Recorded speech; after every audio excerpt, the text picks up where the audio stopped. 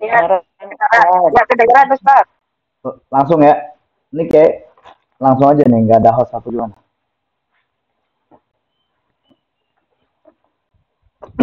Oke, bismillahirrahmanirrahim. Assalamualaikum warahmatullahi wabarakatuh. Alhamdulillah. Alhamdulillahil karim ar-Rahman. 'Allamal Qur'ana khalaqal insana 'allamahul bayan. Asyhadu an la ilaha illallah wa anna Muhammadan abduhu wa rasuluhu la nabiyya wa la rasula ba'dah amma ba'd. Jamaah Majelis Keluarga Indonesia yang dimuliakan Allah Subhanahu wa taala, yang sama-sama kita hormati, ada admin Nimasta Ivan atau Bang Ahmad Munandar dan para pengurus Majelis Keluarga Indonesia yang dimuliakan Allah Subhanahu wa taala. Pagi ini kita masih sama-sama bisa duduk bareng. Tentunya ini kajian spesial. Kita tidak bicara tentang jin melulu ya. Karena memang saya juga di hampir banyak tempat ini termasuk yang sering saya lakukan, yakni kajian tadabbur Quran. Ya, walaupun kita ada materi kajian tadabbur Quran bersama Ustaz Tuan Guru Suparman Fajar, tapi di kali ini kajian spesial yang sebenarnya relate banget dengan kehidupan kita. Kita harus sama-sama belajar dari kesalahan Qarun. Ini tertera di dalam surah Al-Qasas, surah yang ke-28, ayat yang ke-76 sampai 80. Sebelum kita mulai, saya mau kasih sebuah cara dengan mudahnya kita bisa menemukan juz di dalam Al-Quranul Karim. Mungkin dulu pernah saya kasih tahu, tapi saat ini mungkin lupa ya, atau nggak ingat. Ada cara yang saya pernah dapatkan dari salah seorang syekh di Madinah. Beliau memberikan cara mudah sekali ketika kita menemukan atau mencari juz di dalam Al-Quran. Pertama, boleh dicatat ya caranya. Silakan pegang Quran. Saya sarankan pegang Al-Quran saat ini. Karena kita mau kajian Quran, kita mau tadabbur Quran, maka kita sama-sama pegang Al-Quran. Cara yang pertama, jumlah juz yang kita mau cari. Ada usulan nggak? Juz berapa yang mau kita cari? Silakan. Ada yang mau usul juz berapa yang mau kita cari? Juz 21, Ustaz. Oke, juz 21. Oke, Dok. Sekarang caranya adalah juz yang mau kita cari, yakni juz 21. Cara pertama, rumus pertama, juznya dikurang 1. Juz 21 dikurang 1 berapa? 20. 20. Ah, ini rumus pertamanya, dikurang 1 dikali 2, 20 tambah 40 ditambah angka 2. 42. Bukan 42 tapi 402. 402. Silakan buka halaman 402, itu adalah awal mula juz 21. Coba silakan. Silakan pegang Qurannya.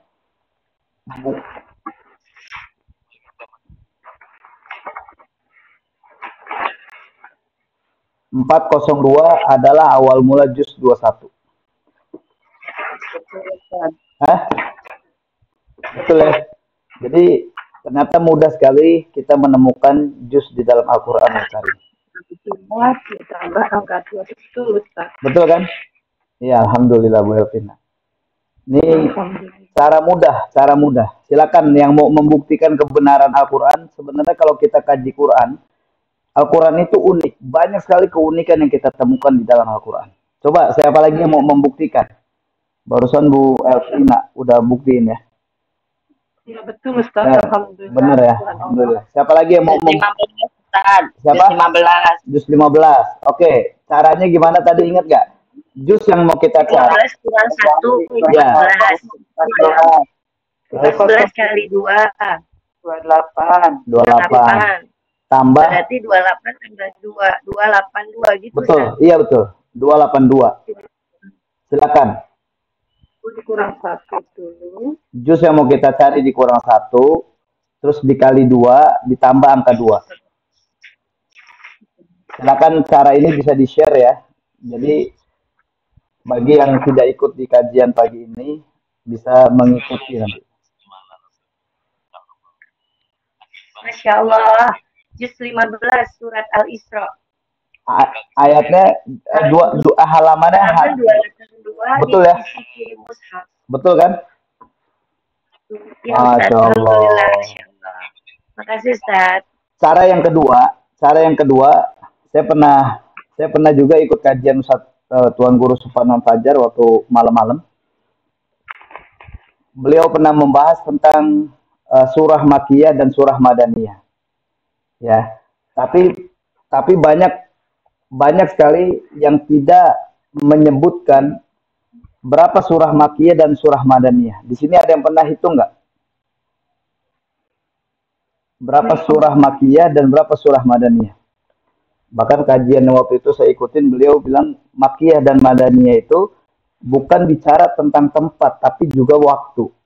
Karena surah Makkiyah itu adalah surah yang diturunkan Allah sebelum Nabi Muhammad SAW hijrah dari Makkah menuju Madinah. Ada yang tahu berapa jumlahnya? Kalau nggak ada yang tahu, saya kasih tahu cara mudahnya. Lihat di surah Al-Baqarah. Oke, lihat di surah Al-Baqarah. Surah Al-Baqarah ada berapa ayat?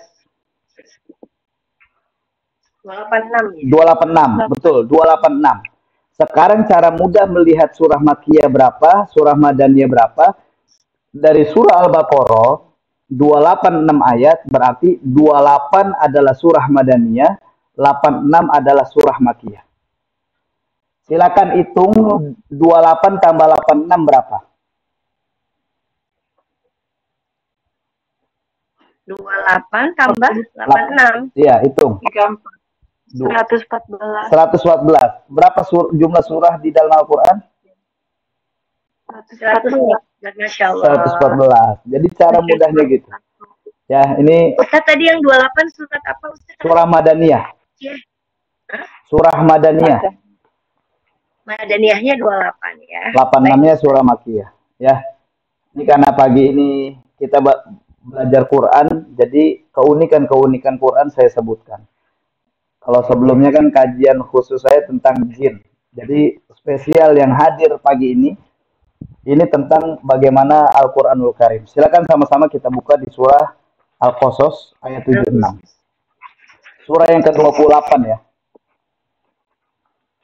Surah yang ke-28 ayat 20. Ayat 20 Ustaz. Surah yang ke-28 apa namanya? Surah ke-28 juz ke-20 maksudnya.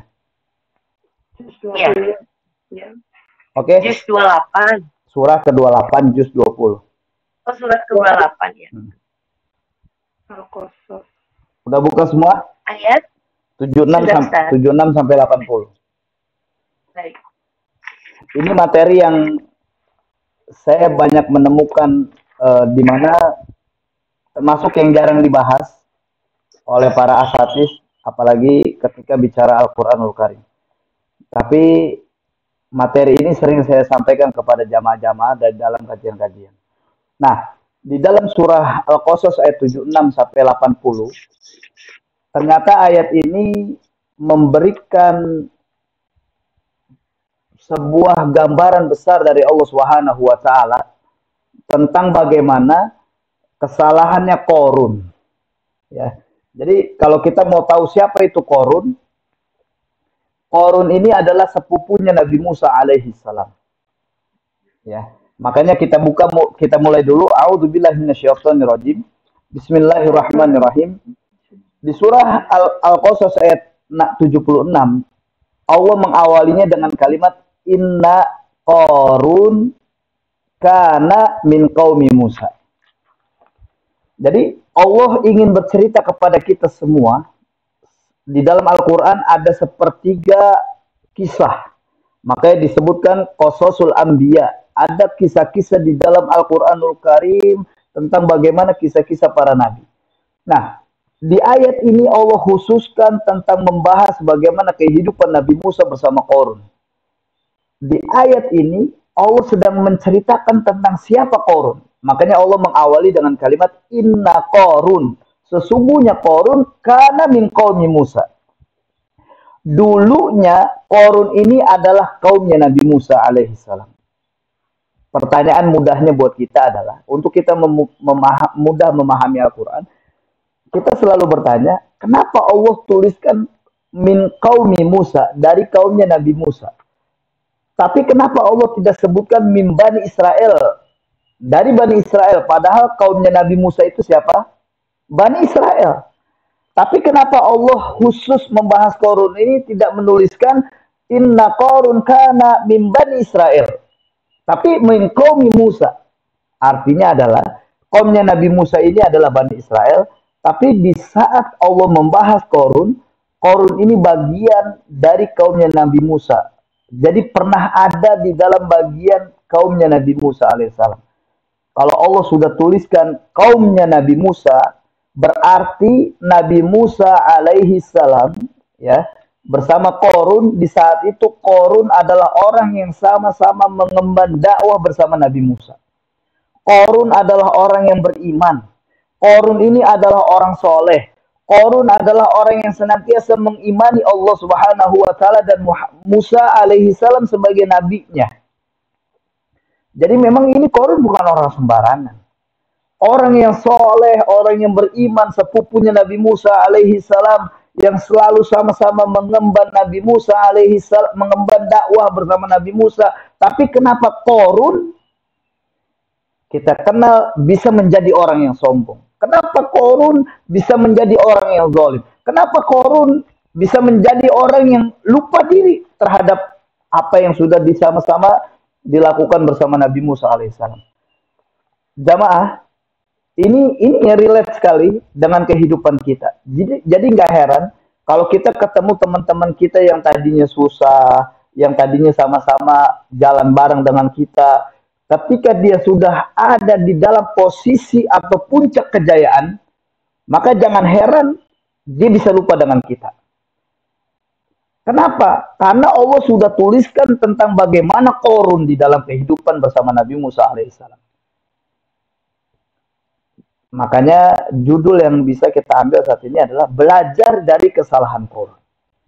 Nah, ketika Allah sudah sebutkan inna Qarun kana min qaumi Musa, silakan dicatat dan diingat apa kesalahan Qarun yang pertama kita temukan di dalam Al-Quran ini. Saya ingin tanya kepada semua jemaah, dari mana Qarun bisa mendapatkan uang 10 juta pertamanya? Dari mana Qarun bisa mendapatkan uang 100 juta pertamanya? Dari mana Qarun bisa mendapatkan uang 1 miliar pertamanya? Dari mana Qarun bisa mendapatkan uang 10 miliar pertamanya? Saya ingin ceritakan dulu, karena Allah sudah sebutkan kana min qaumi Musa. Jadi Qarun ini adalah orang baik. Qarun ini adalah orang soleh. Qarun ini adalah orang beriman. Qarun di dalam kehidupannya, dia tadinya seorang miskin. Kemudian Qarun merengek kepada Nabi Musa, yang dimana dia adalah sepupunya.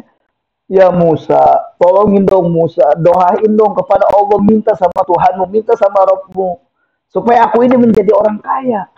Musa menolak saat itu. Nggak mau. Kita sama-sama jalan bareng, dakwah bareng, sampaikan bareng kepada Fir'aun yang zalim. Tolong dong Musa, kalau gue jadi orang kaya kan gue bisa membantu dakwah lu. Kalau gue bisa jadi orang kaya kan gue bisa membantu memodalkan apa yang lu inginkan pada saat lu berdakwah. Jadi karena Nabi Musa alaihissalam didesak sama Qarun, oke, kalau memang itu cara lu, kalau lu mau minta itu, ya udah gue doain. Nabi Musa mendoakan Qarun supaya menjadi orang kaya. Akhirnya Qarun pertama kali dia buka usaha. Dia ini orang baik karena bersama Nabi Musa dia buka usaha. Misal pertama Qarun karena dia baik, dia menjual air minum, contoh ya, dia menjual air minum. Dia jual sama umatnya Nabi Musa oleh kaum Bani Israel, dia jual air minum. Nih yang mau air minum silakan, ada 1.000 rupiah. Saking baiknya Qarun, semua berebutan. Wah, mau, semuanya mau. Yuk yang mau bembeng, misalkan dia lagi makan bembeng, yang mau bembeng silakan, ada 500 rupiah. Terus Semuanya dikasih kesempatan sama Korun karena Korun orang baik. Yuk yang mau makanan silakan saya kasih murah 10.000. Yang mau ini saya kasih murah. Setelah kebaikan Korun ini berlangsung lama, ini yang membuat Korun menjadi seorang yang sudah mendapatkan 10 juta, 100 juta, 1 miliar, bahkan bisa 10 miliar.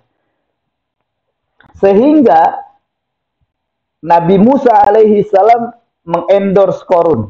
Ya, dia yang pantas jadi presiden. Oh bukan, dia yang silakan yang mau belanja makanan, kebutuhan pokok, mau beli apapun silakan pada Korun. Karena Korun ini mewakili dari kaumnya Nabi Musa, yakni untuk kalangan Bani Israel. Silakan untuk Bani Israel yang mau belanja datang ke Korun. Mau beli apapun palu gada deh, apa yang lu mau semuanya ada di Korun. Akhirnya karena Nabi Musa mengendorse Korun, Korun sudah mulai jadi orang kaya. Nah, kesalahan Korun kita temukan di kalimat selanjutnya adalah fabagho alaihi. Disinilah Korun sudah mulai memonopoli rakyatnya. Disinilah Korun sudah mulai zalim terhadap kaumnya Nabi Musa alaihissalam. Jadi ketika dia sudah mulai makin kaya, dia sudah mulai memonopoli rakyat. Ketika ditanya Korun ini air minum berapa duit? Itu 100.000. Gila lu Korun, mahal banget kok naik begitu aja. Kalau lu nggak mau ya udah, silakan. Yang penting gue udah ngasih harga segini. Wah kurang ajar nih Korun. Ada yang bilang, Korun ini berapa duit? Ini 1 juta.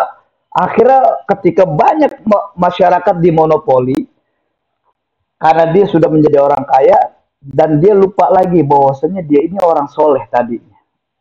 Banyak diingatkan oleh kaumnya Nabi Musa, Korun kok zolim sih? Korun gak peduli. Korun tidak mengindahkan semua perkataan-perkataan kaumnya Nabi Musa. Diingatkan, Korun jangan zolim dong. Kan lu dulu orang soleh. Kan lu dulu baik. Kan kita sama-sama mengemban dakwah bersama Nabi Musa alaihissalam. Korun gak peduli diingatkan itu. Korun jangan zolim dong dengan rakyat. Dia gak peduli. Dia masih asik dan berjalan untuk menikmati kezoliman yang dijalankan. Makanya kata para ulama, kalimat fabagho alaihim di sini adalah at-taladzun bizulmi. Korun ini menikmati bagaimana kezoliman yang dia lakukan. Relate ya, hati-hati. Kalau kita melihat seorang yang sudah menikmati kezolimannya, na'udzubillah, hati-hati, tinggal tunggu kehancuran sebenarnya. Nah, dari mana Korun bisa mendapatkan? Kemudian disampaikan kalimat selanjutnya oleh Allah Subhanahu wa taala, wa atainahu minal kunuz ma inna mafatihahu latanu bil usbah ulil quwwah. Kalimat ini, wa atainahu minal kunuz, dan kami berikan perbendaharaan kepada Korun. Kalau bahasa kitanya mudahnya gitu. Kami berikan kekayaan kepada Korun yang begitu banyak, minal kunuz. Nih, jamaah, ini indahnya belajar bahasa Arab, indahnya belajar Quran itu begini. Di dalam Al-Quran, satu huruf aja bisa menentukan dan kita bisa tahu betapa dahsyatnya mukjizat Quran yang kita temukan. Kenapa Allah gunakan kata kunuz di sini? Padahal arti perbendaharaan antara lain kan minal mal, harta, ya. Tapi kenapa Allah gunakan kunuz? Ternyata perbendaharaan, ini ada bendahara, saya lihat ya. Nih, perbendaharaan atau harta yang kita miliki namun tidak sampai kepada akhirat, maka harta ini punya nilai negatif di hadapan Allah Subhanahu wa taala. Makanya beruntung nih untuk bagi bendahara yang terus mengingatkan kita, ayo ya mau infak. Kenapa? Karena ketika kita memiliki harta, kemudian tidak ada connecting langsung kepada akhirat, maka harta yang kita miliki ini punya nilai negatif di hadapan Allah Subhanahu wa taala. Ini menjadi alasan Allah menggunakan kata kunuz di sini. Wa atainahu minal kunuz ma inda mafatihahu bil latanu bil usbah ulil quwwah. Mohon maaf saya tanya. Di sini jamaah yang paling banyak duitnya siapa? Bu Yanti catat nih. Oh enggak. Saya mau nanya, ada yang punya brankas nggak di sini? Brankas buat naruh duit? Ada? Nggak ada yang nyaut. Aman nggak didengar KPK ini? Nggak punya Ustaz. Nggak punya? Terblitter. Oh, Masya Allah nih. Nggak punya. Ada Ustaz Selo nih, luar biasa nih. Subhanallah. Nih, Saya punya Ustaz, Punya? tapi tidak berkas, bukan duit. Oke, nggak apa-apa. Kilo lagi berasnya. Saya mau nanya, kuncinya gede apa kecil? Gede, mungkin setangan kita, telapak tangan kita. Telapak tangan. Berarti kalau orang punya brankas, kuncinya masih kita bisa taker, masih setangan, masih segini, bisa dikatakan duitnya nggak banyak. Siapa orang paling kaya di dunia ini? Kalau dia punya brankas, kemudian kuncinya masih kecil, itu bisa ditaker duitnya. Seberapapun uang yang dia milikin, kalau kuncinya masih kecil, itu bisa. Kenapa Allah gunakan di sini bahasa Allah? Kenapa Allah tidak sebutkan jumlah kekayaan Korun? Ma inda mafatihahu latanu bil usbah ulil quwwah. Tapi yang Allah sebutkan adalah kunci dari peti harta yang di petinya Korun. Jadi kuncinya aja diangkat latanu bil usbah ulil quwwah. Kata para ulama, ini diangkat oleh orang yang paling kuat dari kaumnya Bani Israel, 10 orang dalam kondisi yang dia membungkuk. Latanu ini membungkuk. Saking beratnya tuh kunci, satu orang nggak kuat, harus 10 orang yang paling besar, tinggi, kuat, sehingga pada saat dia mengangkat kuncinya aja itu sampai nunduk-nunduk.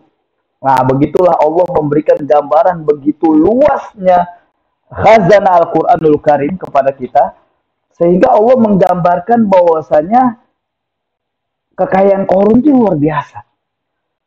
Besar banget. Kuncinya aja harus 10 orang yang ngangkat sampai doyong-doyong ngangkatnya. Kalau kata kita gitu. Makanya ini sebuah gambaran dari kita bahwasanya Korun memiliki uang, memiliki perbendaharaan yang perbendaharaannya menurut Allah adalah perbendaharaan yang negatif karena tidak ada connecting kepada akhirat.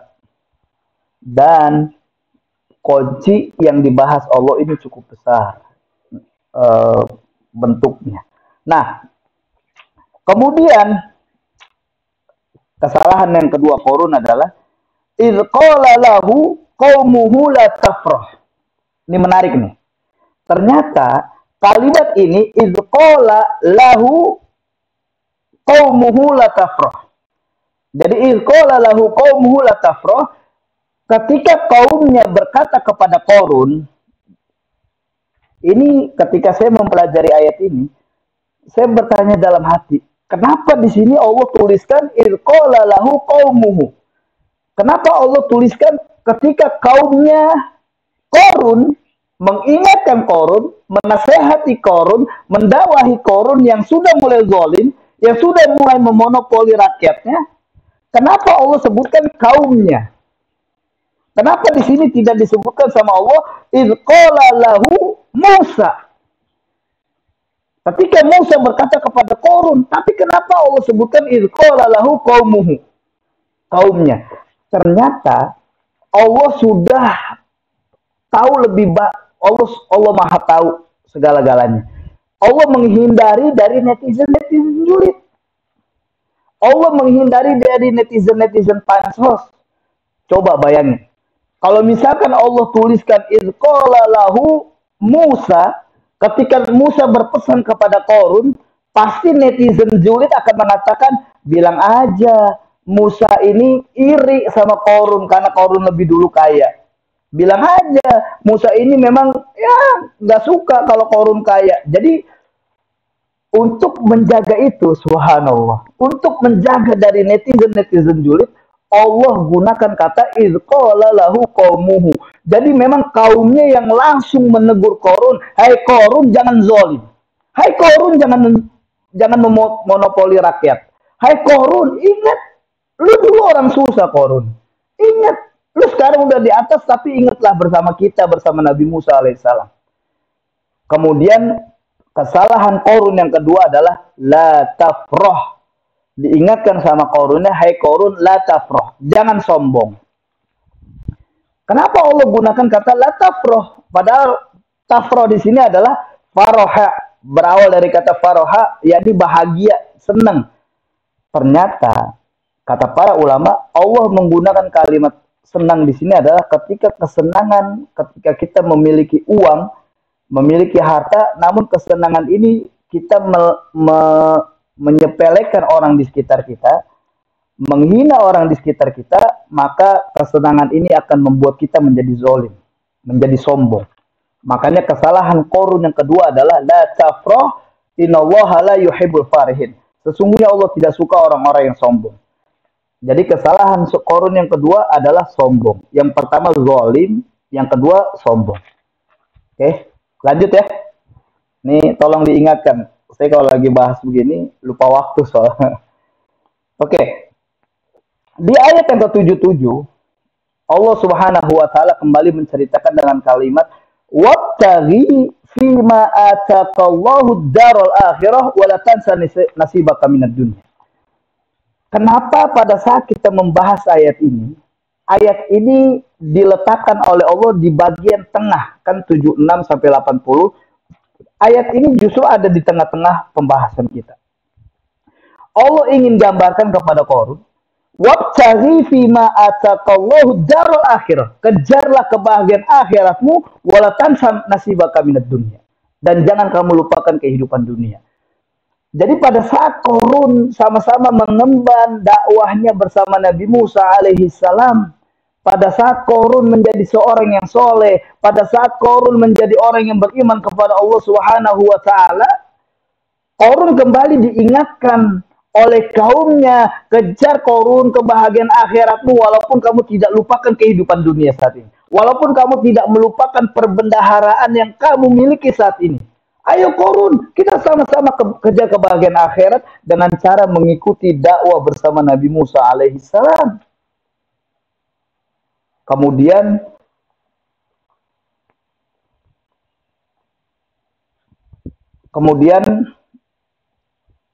kita tahu bahwasanya ketika diingatkan sama umatnya pada kaumnya, Korun jangan sombong, dia nggak peduli.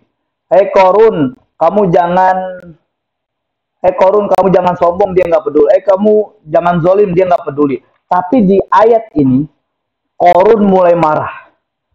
Korun mulai tersentak, kaget ketika kalimat disampaikan selanjutnya adalah wa ahsin kama ahsanallah.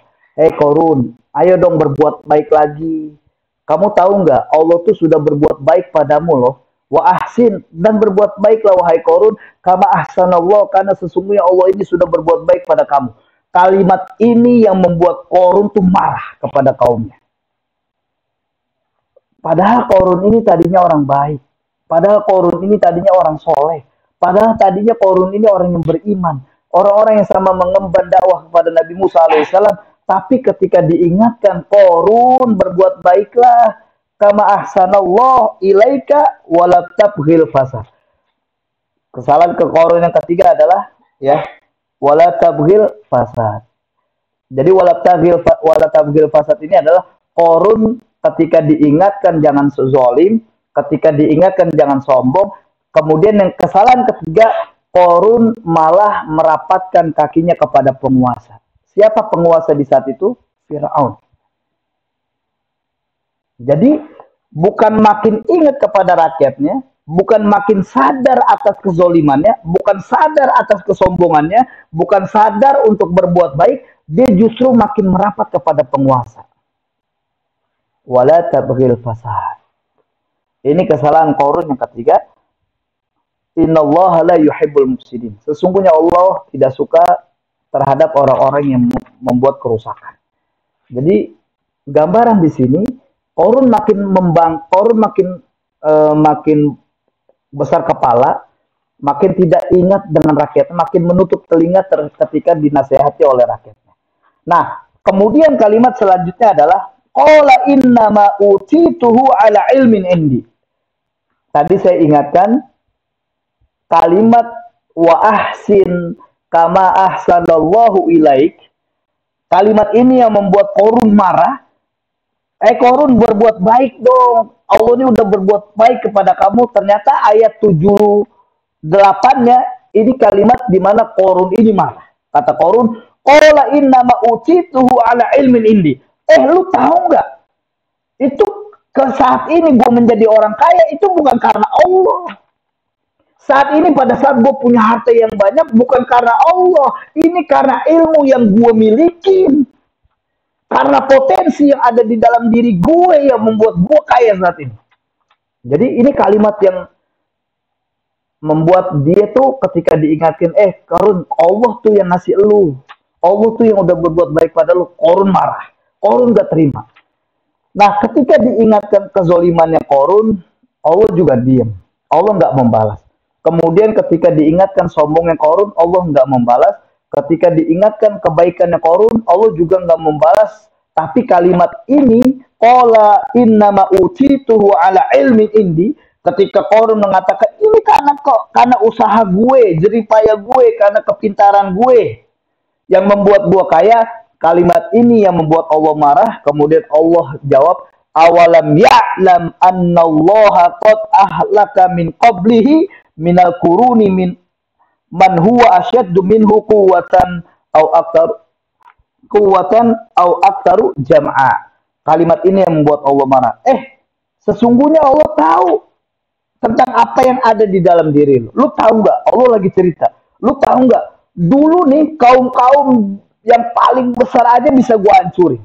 Ini peringatan Allah sudah mulai ada pada Korun.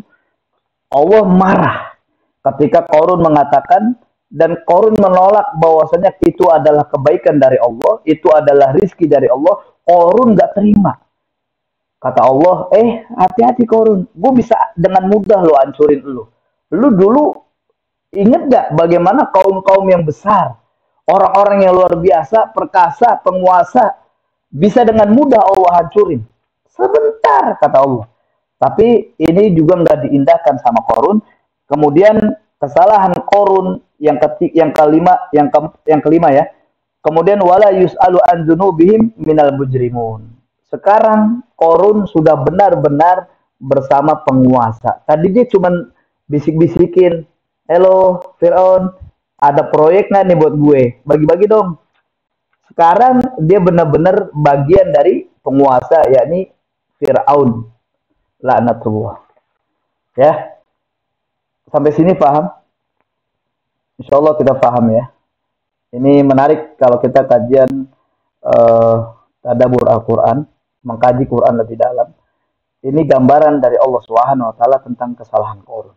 Nah, kemudian di ayat selanjutnya, fa kharaja ala qaumihi fi zinatih. Kemudian di ayat selanjutnya dijelaskan bahwasanya fa kharaja ala qaumihi fi zinatih. Maka Korun ketika diingatkan, Korun jangan zolim, Korun jangan sombong, Korun kamu jangan merapat, kamu harus berbuat baik Korun, kamu jangan merapat kepada penguasa, kamu malah ikut dari para penguasa itu. Kemudian Korun kembali memberikan gambarannya, fa kharaja ala qaumihi fi zinati. Korun justru malah sengaja kepada kaumnya, mengatakan kepada kaumnya, "Hai kaumku, buat kalian yang punya Lamborghini 5 keluarin. Buat kalian yang punya mobil-mobil mewah keluarin. Nyok, kita kelilingi kota Mesir, kita kelilingi negara Mesir ini. Kita sampaikan bahwasanya ini loh kekayaan Korun." Justru Korun makin di atas angin. Ya. Korun ketika diingatkan zolim, sombong, dia makin di atas angin, dia malah sengaja supaya orang-orang di sekitarnya akan mengatakan, qala alladziina yuriduna al-hayata ad-dunya ya laita lana misla ma utita Qarun. Jadi Qarun ini sengaja memperlihatkan hartanya agar orang-orang di sekitar itu, kaumnya Nabi Musa alaihissalam akan mengatakan, aduh gue pengen banget deh kayak Qarun, punya harta begitu banyak.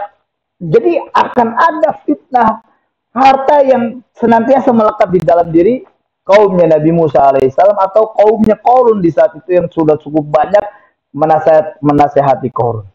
Tapi di ayat ini Allah Subhanahu wa taala memberikan gambaran wa qala alladziina utul ilm wailakum sawabullah.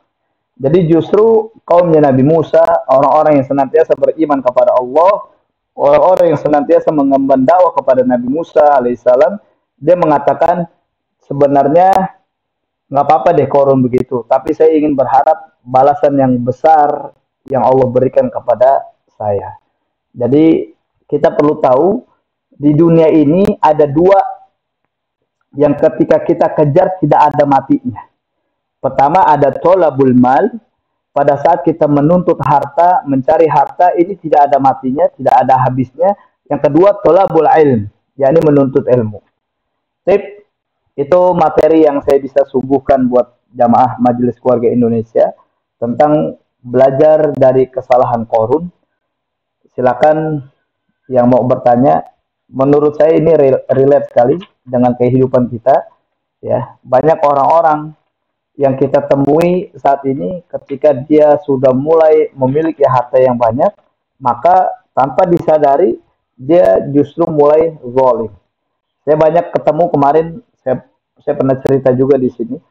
Saya pernah ketemu salah seorang yang dia membangun gedung-gedung tinggi di Jakarta. Pernah pada saat titik di mana dia jatuh itu, ketika ada proyek dia harus menggambar dan menjadikan 3 gedung sekaligus. Kemudian di surat perjanjian itu tertulis kalau dia bisa lakukan itu, maka yang dia akan dapatkan adalah senilai 12 triliun. Saya ketemu langsung sama orangnya. Kemudian kata dia, di saat saya akan mendapatkan 12 triliun, kalimat yang terucap adalah, ini karena kepintaran gue, ini karena keahlian gue, ini karena kebisaan gue, ini karena potensi yang ada dimiliki, ini tidak melibatkan Allah. Subhanallah, kalimat itu yang terucap pada saat dia mau tanda tangan perjanjian itu, saat itu dia langsung jatuh dan saat itu Allah kasih stroke total pada dirinya. Subhanallah. Artinya adalah ketika kita mendapatkan harta, maka sadarilah harta ini harus ada connecting kepada Allah Subhanahu wa taala. Makanya bersyukurlah kita ada di MKI, senantiasa diingatkan oleh bendahara, ya, oleh ketua umum Ustaz Selo, untuk yang mau infak, mumpung pagi loh, Jumat nih. Ternyata itu sebuah ajakan yang baik agar harta yang kita miliki ini memang sampai kepada akhirat. Subhanallah. Oke, silakan yang mau bertanya, silakan, atau yang mau menjawab juga boleh.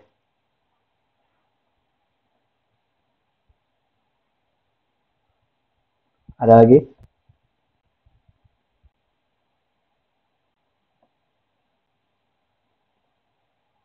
Ada mau nanya nggak? Nggak nyaut nih.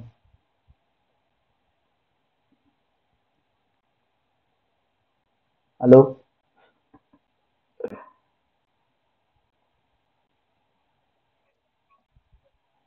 Kayaknya ada mau nanya? Nggak ada? Kalau nggak ada, kita sudahi kajian yang mulia ini.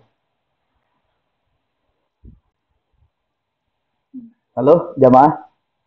Ibu-ibu? Ya Ustaz, tidak ada. Nggak ada ya? Alhamdulillah. Kalau nggak ada, berarti semuanya jelas ya. Assalamualaikum Ustaz. Salam.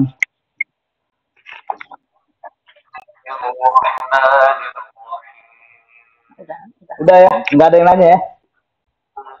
Ustaz, tanya boleh kan? Boleh, boleh. Semua kelihatan boleh nih. Silakan. Siapa yang tadi nyaut tuh? Ya Ustaz, menarik sekali bicara tentang perilaku ya gitu. Nah, saya ingin menanyakan ataupun sekedar sharing, waktu Lebaran kemarin bertemu sama sahabat lama gitu ya. Sahabat lama tuh Nah, dengan usahanya sukses, dia membangun pesantren dan lain-lain, dia percaya banget, pokoknya dia percayakan kepada Allah gitu ya. Nah, kemudian dia sama keluarganya, dia intinya saya udah bangun pesantren, saya udah punya beberapa apa namanya beberapa amalan ataupun kegiatan-kegiatan untuk amal. Jadi perusahaan saya titipkan ke Allah. Jadi dia pergi sekitar 6 bulan ke Amerika bersama keluarganya gitu ya. Dia percaya banget, dia udah ya udah sistem ada yang kerja bla bla bla bla. Tapi qadarullah dia begitu sampai di Indonesia lagi, ternyata pesantrennya ada yang nggak terurus, kemudian perusahaannya udah mulai turun dan lain-lain gitu. Nah, ini saya ingin menanyakan ke Ustadz gitu ya. Sebenarnya kan dia sudah percaya sekali gitu kan dengan Allah, Allah akan menjaga dan lain-lain.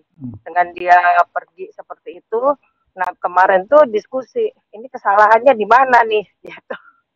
Mohon coba arahan Ustadz. Oke.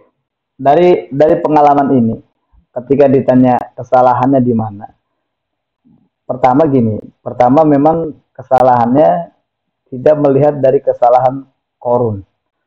Ya, cek biasanya ketika kita menemukan hal ini, mengalami hal ini, memang benar adanya ketika kita totalitas percayakan kepada Allah, itu benar banget dalam hal ini. Tapi yang kedua, perlu adanya sebuah didikan terhadap orang-orang di sekitar. Karena kita juga tidak tahu bagaimana manusia-manusia di sekitar kita. Sehingga yang membuat turunnya aset perusahaan, yang membuat anjloknya, yang membuat nggak keurus pesantren, berarti ada orang di sekitar yang akhirnya dia menyelewengkan amanah.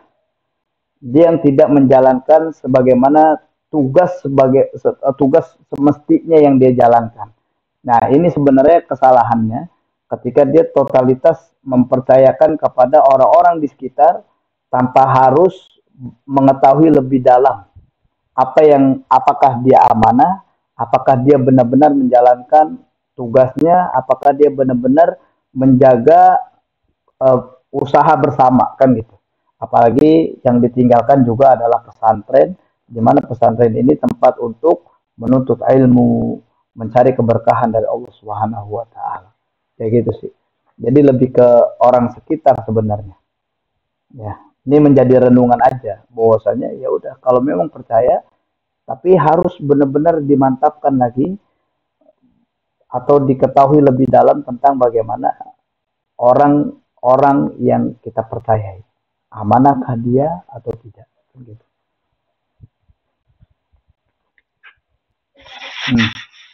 Saya lo nambahin kayaknya nih.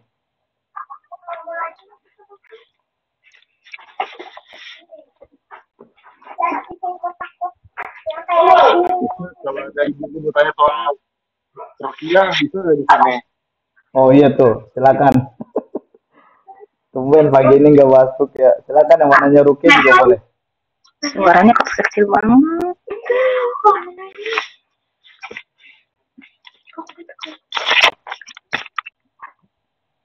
Silakan yang mau nanya Rukia juga boleh. Assalamualaikum Pak Ustadz. Salam. Mau nanya nih Pak Ustadz. Begini Pak Ustadz. Saya kan punya saudara gitu ya Pak Ustadz ya. Saudara gitu kan. Dia tuh udah naik haji gitu ya. Terus dia juga seorang ustazah. Terus dia juga ya seorang guru juga. Terus ya kalau di soal masalah harta gitu lah, istilahnya tidak akan habis 7 turunan gitu ya. Terus anak-anaknya juga semua sarjana lah, bahkan ada yang S2. Dulunya sih dia baik-baik aja terhadap keluarga ya, baik aja gitu. Mau bantu atau gimana gitu. Nah setelah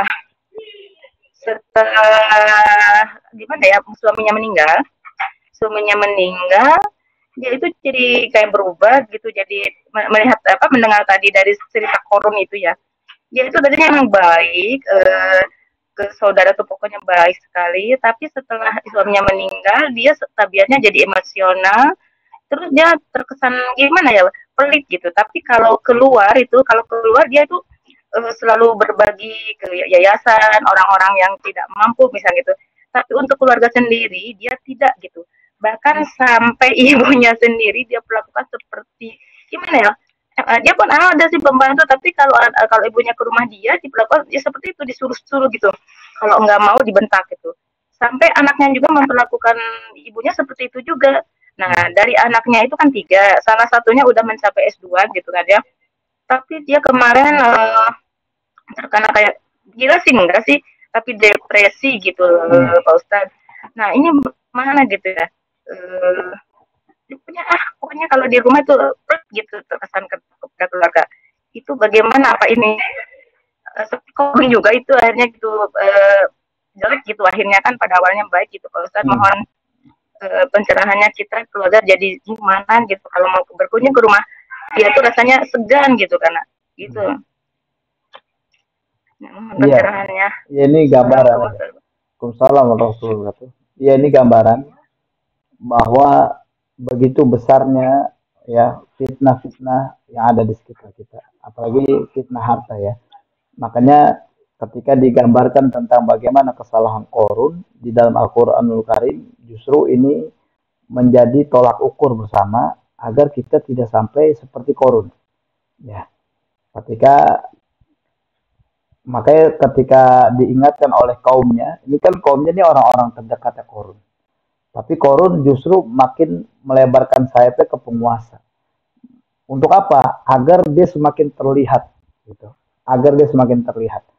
Ini menjadi kesalahan besar bagi orang-orang, dan ini menjadi renungan bersama bagi kita. Jika kita diamanahi oleh Allah, maka semoga tidak ada sifat Qarun di sini. Ya, itu aja sih sebenarnya jawaban saya. Menjadi renungan aja.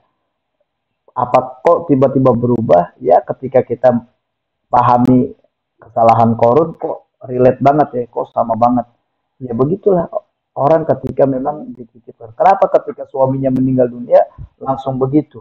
Boleh jadi pada saat ada suaminya ini menjadi penyeimbang. Ya, suaminya sering menasehati, suaminya sering udah kamu jangan lakukan itu, dan dia masih mentaati suaminya. Dia masih ikut apa kata suaminya. Tapi ketika suaminya sudah meninggal dunia, sehingga tidak lagi ada yang mengingatkan, tidak ada lagi yang menasehati, tidak ada lagi yang menegur. Bahkan sekelas orang tuanya, ibunya aja menegur, justru malah dijadikan seperti itu. Karena bagi dia pada saat ya wallahu alam, kita nggak tahu bagaimana hati orang ya. Paling tidak itu gambarannya. Saya lebih kelihat dari sisi luarnya aja. Boleh jadi ketika ada suaminya, ya suaminya banyak mengimbangi, banyak ikut berkontribusi tentang bagaimana kebaikan akhlak dari orang tersebut. Saya ingin sampaikan terakhir sebelum kita tutup. Kalau kita ingin mendapatkan peta harta Qarun ya, peta harta Qarun, saya ingin kasih tahu jamaah di sini. Jadi nggak perlu kita sama-sama mendatangi Mesir, yakni piramida Firaun, di sana di mana kita akan gali